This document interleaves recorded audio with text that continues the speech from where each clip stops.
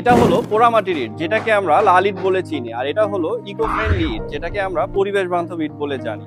আসলে এই দুটো ইটের মধ্যে পার্থক্যটা কি?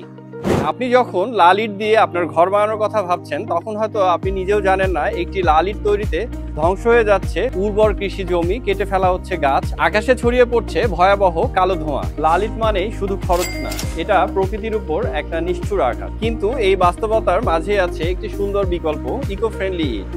ইকো ফ্রেন্ডলি ইট তৈরি হয় ফ্লাই অ্যাশ, সিমেন্ট, বালি ও রিসাইকেল বিন ম্যাটেরিয়ালস দিয়ে। এতে মাটি কাটতে হয় না, জ্বালানি পোড়াতে হয় না, তাই পরিবেশ থাকে সুরক্ষিত। আর সবচেয়ে সুন্দর বিষয় হলো এটি দেখতে পরিপাটি, ওজনে হালকা, নির্মাণের সময় লাগে কম। প্রকৃতিকে ধ্বংস করে আমরা আর কত দূর যাব?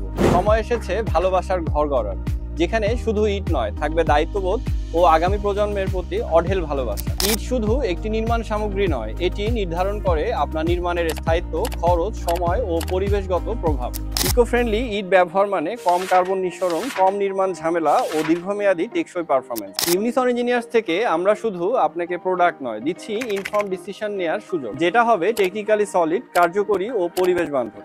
আর অবশ্যই ইকো ফ্রেন্ডলি ব্রিক্স ব্যবহারের পূর্বে দক্ষ ইঞ্জিনিয়ারের পরামর্শ নিতে ভুলবেন না। ধন্যবাদ সবাইকে।